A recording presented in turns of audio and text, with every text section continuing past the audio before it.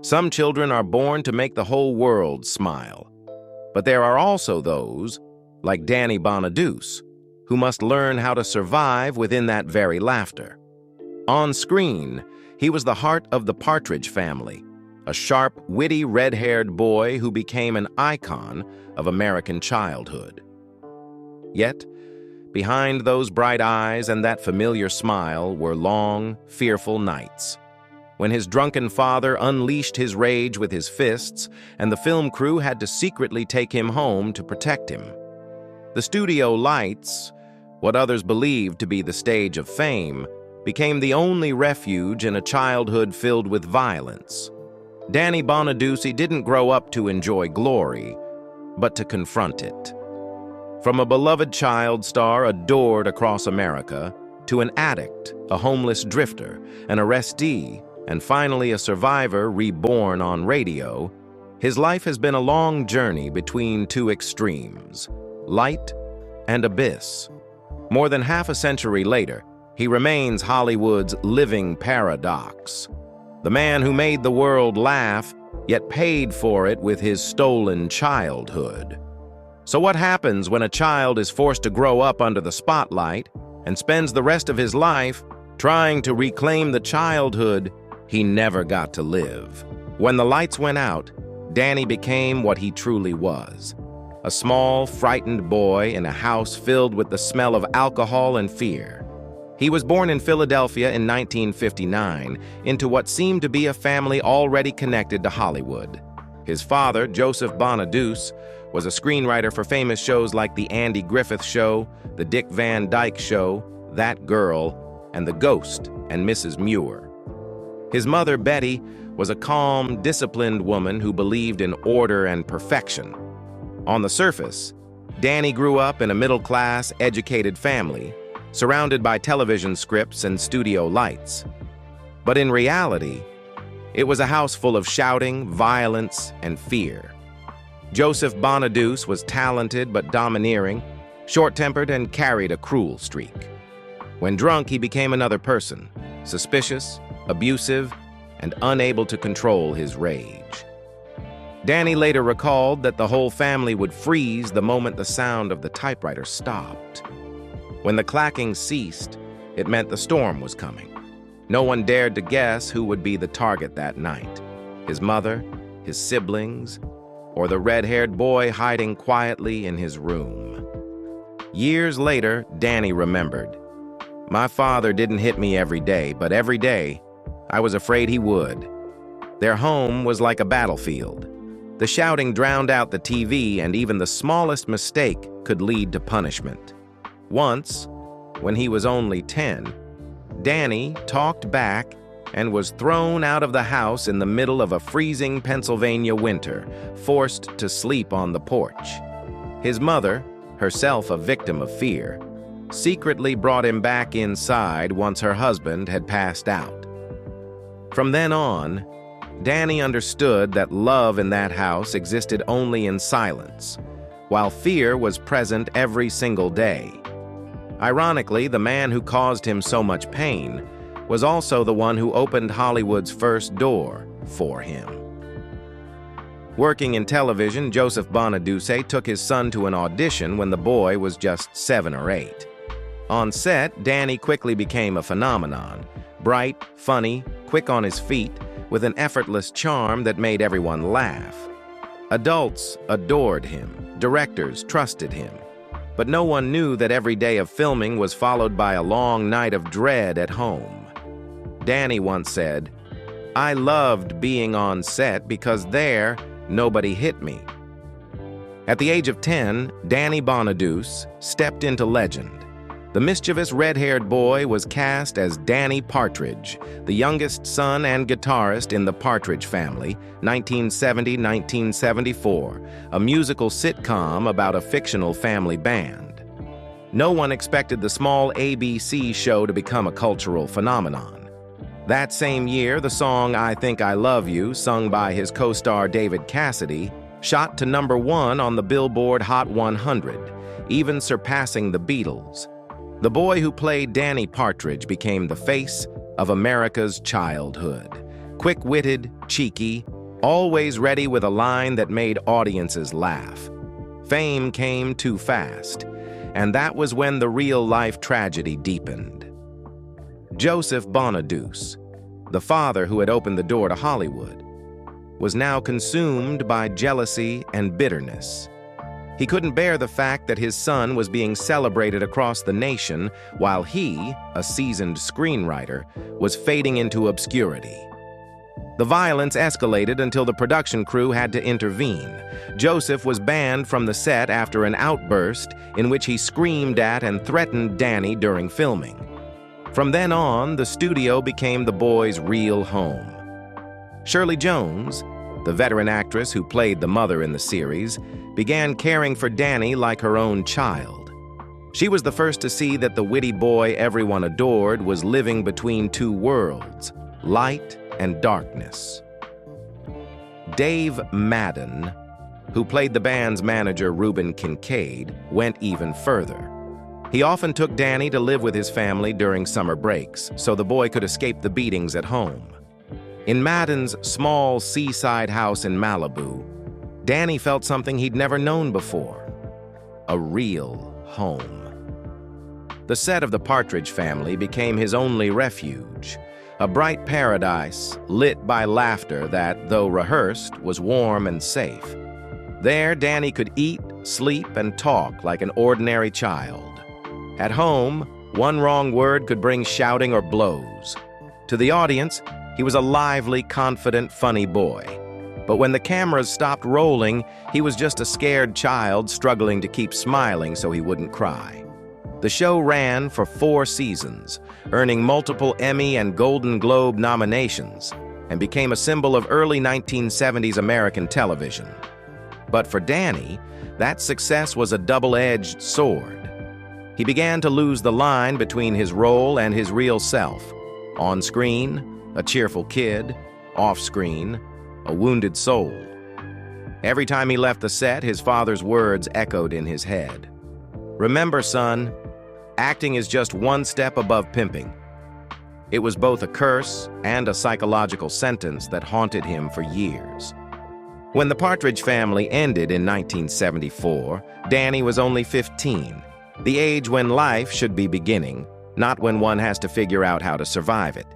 After 4 years of being adored by America, the red-haired boy suddenly became an outdated face in a ruthless Hollywood. No more roles, no one hiring, no applause. A child who had lived on the validation of others was now forgotten after just one television season. In a world that only loved the new, Danny became a symbol of the past. A past he was far too young to be trapped in. From the dazzling brightness of the studio lights, he fell into a hollow darkness, where a former child star was left only with an old name, a few magazine photos, and painful memories he didn't know where to hide. His teenage years were a blur of bars, hotel rooms, and strangers. Without anyone to control him, Danny began to burn himself out, quite literally. Drugs, hard liquor, tranquilizers, all mixed into a single poison meant to help him forget the father who had scarred his childhood with violence, and to forget the little boy who once made America laugh. He no longer sought art. He sought numbness. "I just needed something that would make me stop missing home," he admitted years later in an interview. But forgetting the past also meant losing himself, and Danny somehow lost almost everything. By the 1980s, the name Danny Bonaduce was no longer on talent lists, but on newspaper headlines. He was arrested multiple times for assault, drug possession, drunk driving, and bar fights across Los Angeles. Each time he was released, another incident followed. To the public, the image of the Partridge Family's funny little boy had become a faded shadow, a violent, unstable addict. The fame that once lifted him now weighed him down. Everyone recognized him, but no one wanted to come near him. And Danny knew it, because every time he was taken to the police station, he could hear people whisper, "That's the kid from TV." In 1990, It seemed life might finally take a turn. Danny agreed to participate in an anti-drug educational program in Daytona Beach, a rare attempt at redemption. But tragically, before the program even ended, he was arrested on the spot for allegedly buying cocaine. From preaching against drugs, Danny became a criminal for the very thing he condemned. The news spread fast. Tabloids splashed cold headlines, and millions of fans who had once loved the Partridge Family were stunned to see his gaunt face, sunken eyes, and forced smile.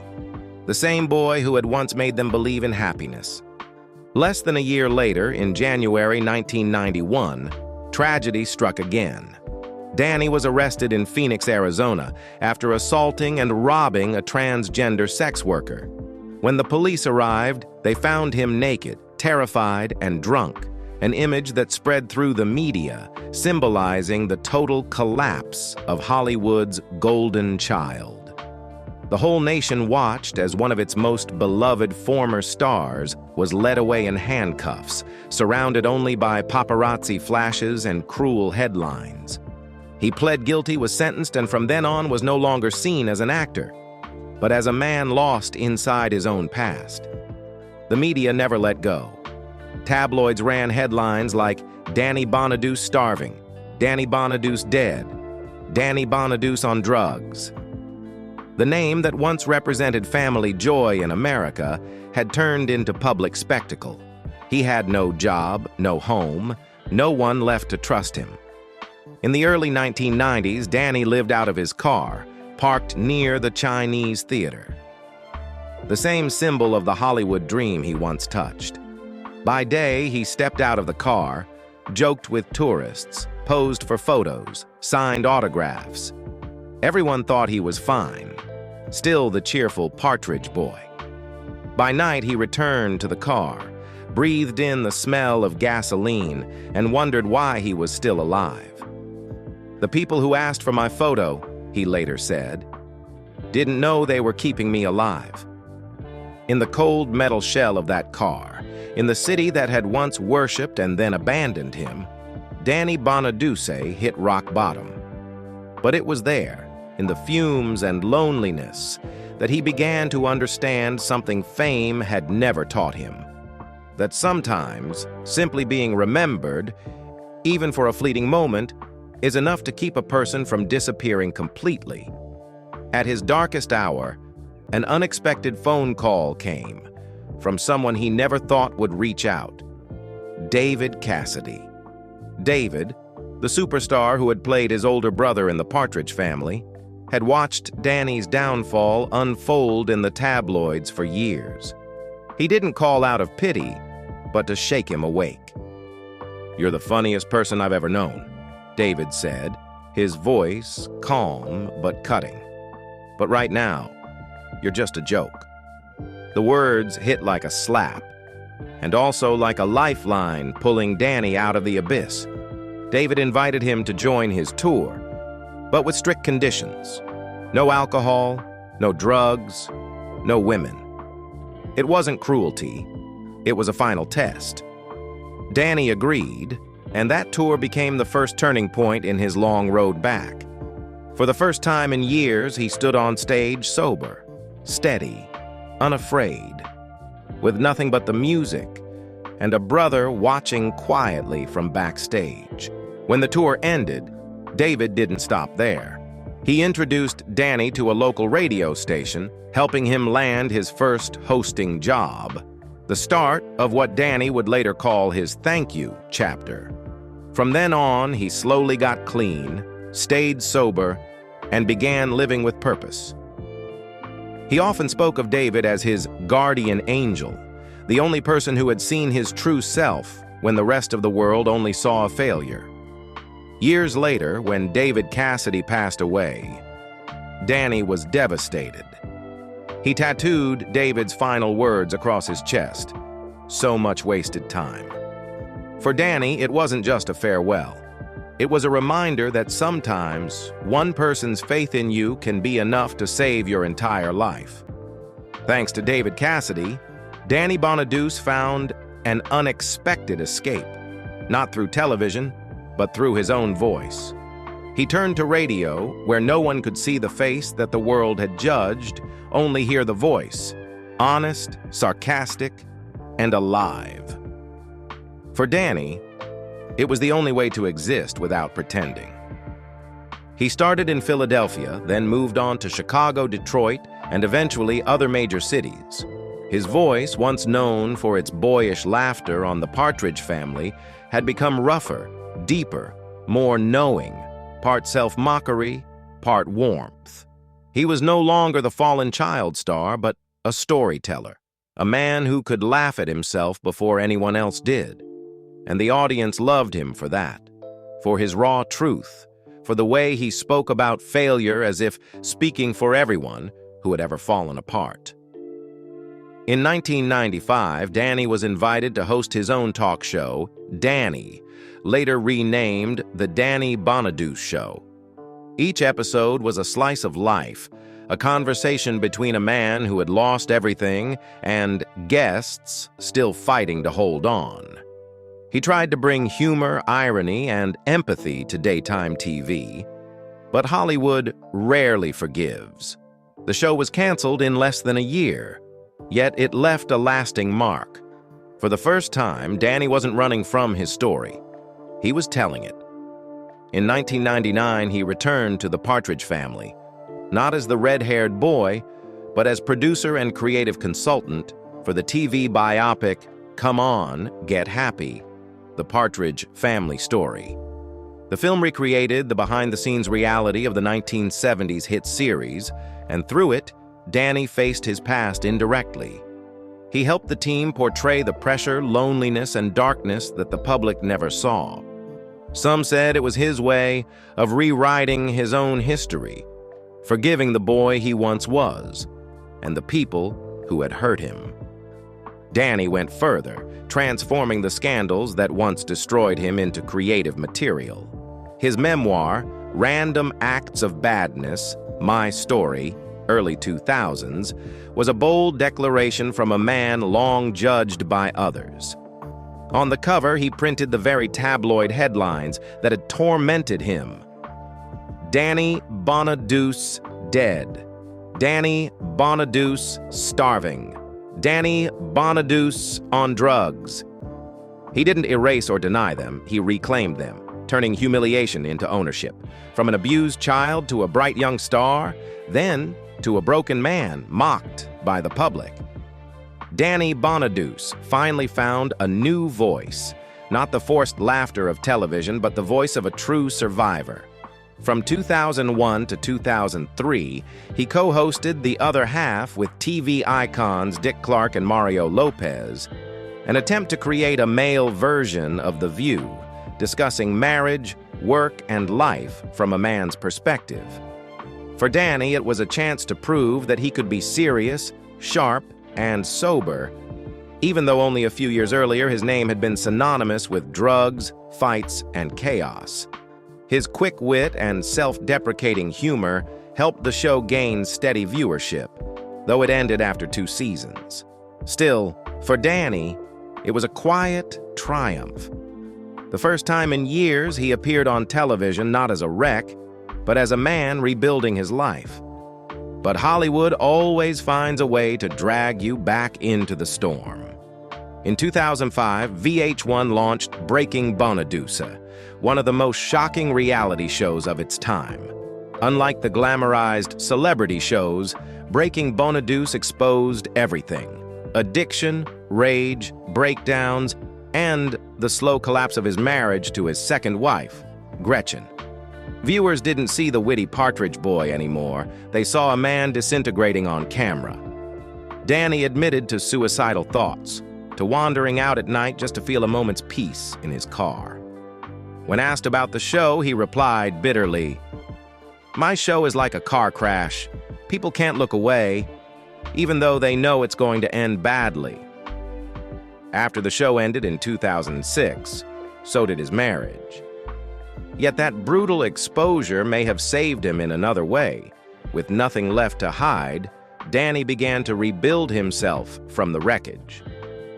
From 2007 onward, he stepped away from dramatic television and focused fully on radio, where he finally found the balance he had lost. His voice, once trembling on Breaking Bonaduce, returned stronger, funnier, and more sincere than ever. In a world that never lets him forget his past, radio became his sanctuary. No cameras, no lights, just sound and understanding. Danny Bonaduce learned how to turn pain into story and the debris of fame into a bridge for others who had fallen. And through that, he began the next chapter of his life. Quieter, but steadier than ever. When Danny Bonaduce began to find stability in his radio career, it wasn't just the rebuilding of a profession. It was the first time he tried to learn how to love, something his violent childhood had never taught him. During a work trip to Los Angeles in the mid-1980s, he met Setsuko Hattori, a Japanese karate instructor, calm, disciplined, and the complete opposite of the chaos that surrounded Danny's life. She knew little about the Partridge Family, wasn't impressed by fame or the scandals tied to his name. Perhaps that was exactly why Danny felt safe.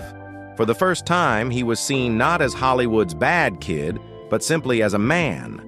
They fell in love quickly, a blend of admiration and rescue.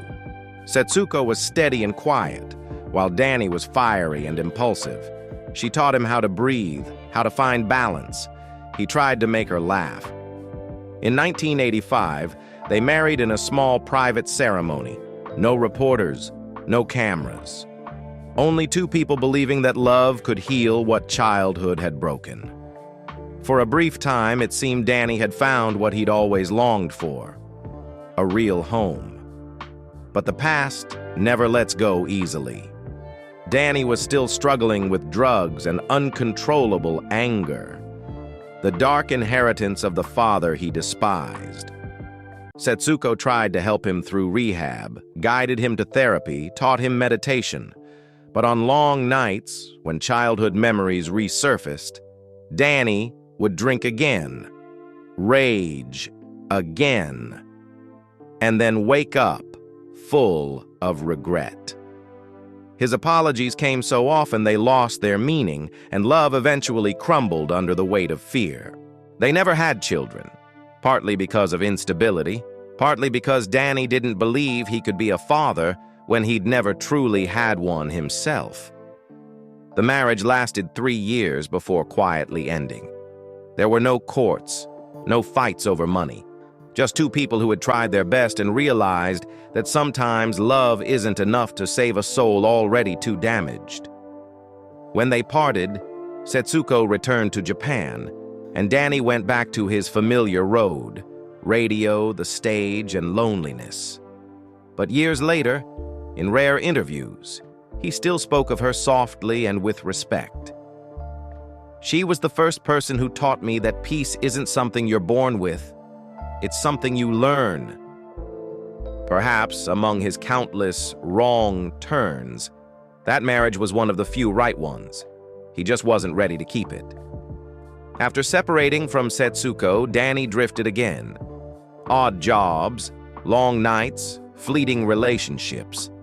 Then one evening in late 1990, he agreed to a blind date, something he hadn't expected anything from.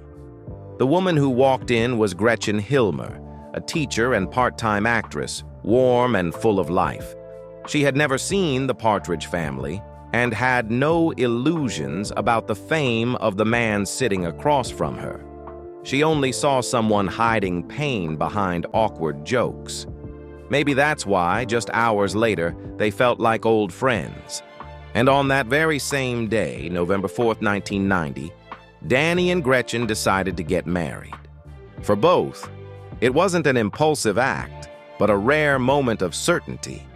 Danny later said, "When I saw her, I knew I'd survived long enough to be loved again."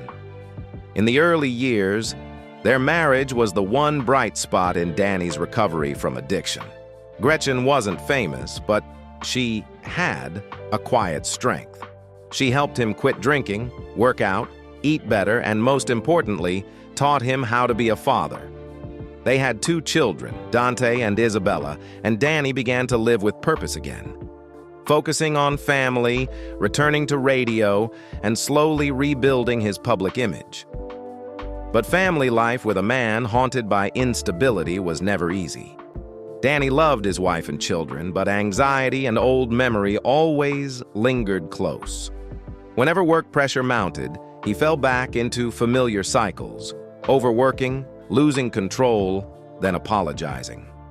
For years, Gretchen was his wife, mentor, and guardian of his sobriety. When Breaking Bonaduce aired, the world finally saw what she had endured. A man teetering between self-destruction and the desperate need to be loved. Their marriage lasted nearly 17 years, longer than anyone expected. When they divorced in 2007, there were no accusations, just silence between 2 people who had run out of strength.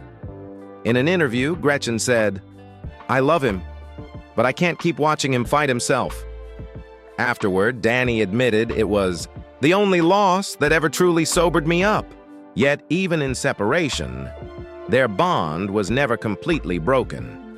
They stayed in touch, attended their children's events together, and always spoke of each other with respect. Because amid all his failures, Danny knew he had once had something real, a family, something neither fame nor childhood had ever given him. To him, Gretchen wasn't just a wife. She was proof that sometimes true love doesn't save a person, but it can make them want to be better. After his separation from Gretchen, Danny Bonaduce spent years trying to find a sense of normalcy again. He still went on air every morning, still carried that familiar quick wit and humor. But behind the laughter was an emptiness that was hard to fill. Nearing 50, he once thought he would never love again, until he met Amy Railsback. She was a young teacher from California, more than 20 years his junior, and completely detached from the glittering world Danny once belonged to. Their first meeting wasn't at a party, but during a small taping session, where Amy, a fan of his radio show, simply wanted an autograph. Instead of a polite thank you, Danny asked if she'd like to get coffee. Their relationship grew slowly, unlike the impulsive romances that had defined his past. Amy wasn't drawn to Danny's fame, nor was she frightened by the damage he carried. She listened, patiently, and treated him like an ordinary man, not a fallen celebrity. For the first time in decades, Danny felt he could just be. No need to act strong, no need to hide behind jokes. Amy helped him organize his life, managed his schedule, oversaw his work, and even kept an eye on his health. The calm she brought, gradually, became the anchor of his turbulent world. In 2010, they married in Maui, Hawaii, in a simple ceremony with only a few friends and family. No lights, no reporters, no cameras, just 2 people who had lived long enough to understand that true happiness doesn't need an audience. Amy continued to stand by Danny through everything that followed. When he moved to Seattle to work for iHeartRadio, when he underwent brain surgery in 2023, and even during the long months he had to relearn how to walk after losing his balance due to hydrocephalus. In his declining health, Amy was always there, holding his hand as he left the hospital, adjusting his microphone in their home studio, or simply sitting quietly, listening to him talk. People often called her the last heartbeat of Danny Bonaduce, not in music, but in life. And when asked about the secret to his 3rd marriage, Danny gave a simple answer. She doesn't try to change me. She just stays. After a lifetime of storms, Danny finally found what he once believed existed only in movies, a love not meant to fix him, but to stay with him, quietly, steadfastly, and real. Beyond the studio and stage, Danny Bonaduce always carried a restless energy, as if he needed another outlet to release everything his childhood had bottled up. In the 1990s, while many former stars tried to reclaim fame through music or film, Danny chose a different path: martial arts. He took up amateur boxing and professional wrestling, facing familiar TV names like Donny Osmond, Barry Williams, and even athlete Jose Canseco. It wasn't just sport, it was his way of proving he was still strong enough to stand, still capable of controlling his body after years of self-destruction. But those punches left more than bruises. Throughout his career, he was hit repeatedly, struck with guitars, and even collapsed in the ring. The injuries, once dismissed as minor, built up over time. And doctors later determined they were the root cause of his hydrocephalus, a dangerous buildup of cerebrospinal fluid in the brain. Danny joked bitterly, "I guess I'm just the guy who got hit in the head by too many monkeys and guitars." But behind the humor was real fear. The fear that this time, he might not get back up. In April 2022, Amy noticed something was wrong. Danny began to slur his speech, lose balance, and fall down the stairs. At first, everyone thought it was a stroke. Nearly 100 doctors examined him, countless tests were run, but no one could find an answer. It wasn't until mid-2023 that the correct diagnosis came: hydrocephalus, a buildup of fluid pressing on the brain, mimicking the symptoms of stroke and dementia. Danny admitted that during the long wait for answers, he thought he might never be clear-headed again. In June 2023, he underwent surgery to implant a shunt, a small tube running from his brain to his abdomen to drain the fluid. The operation was successful, and within weeks, he could stand, walk, and speak more clearly. Still, his health no longer allowed the demanding pace he once kept. He left iHeartRadio, retired from broadcasting, and moved with Amy to Palm Springs to recover, a quiet, sunny refuge far from the noise of his past. In a short interview afterward, Danny kept his trademark humor. "Now I've got plastic tubing running through me, like a high-end Hollywood plumbing system." But his tone softened when he added, "I've wasted so much time. Now, I just want to live normally." After more than half a century of living through every extreme of light and darkness, for the first time, Danny Bonaduce no longer wanted applause. He just wanted to breathe, to rest, and to live as an ordinary man. At 66, Danny Bonaduce is no longer the loud, unpredictable star of American television, but a man learning to slow down after half a century of running from himself. He and his wife, Amy, now live in Palm Springs, where the gentle sun and quiet mornings have helped him recover after brain surgery. Their small home sits not far from the desert, with a private studio built by iHeartRadio so that whenever he misses his craft, he can switch on the microphone and talk to his old listeners. The newest photos on social media show a man who has regained his shape, his smile, and something even rarer, a calmness he once thought he could never possess. He no longer chases fame, nor does he plan to return to Hollywood. Occasionally, he joins small Partridge Family reunions, speaks in interviews about his battle with hydrocephalus, and uses his own story to raise awareness about mental health and brain injuries, what he now calls his real legacy. Without stages or scripts, Danny has found meaning in simply being an example of survival. "I used to be the kid everyone loved," he said in a 2024 interview. "Then I became the man everyone mocked.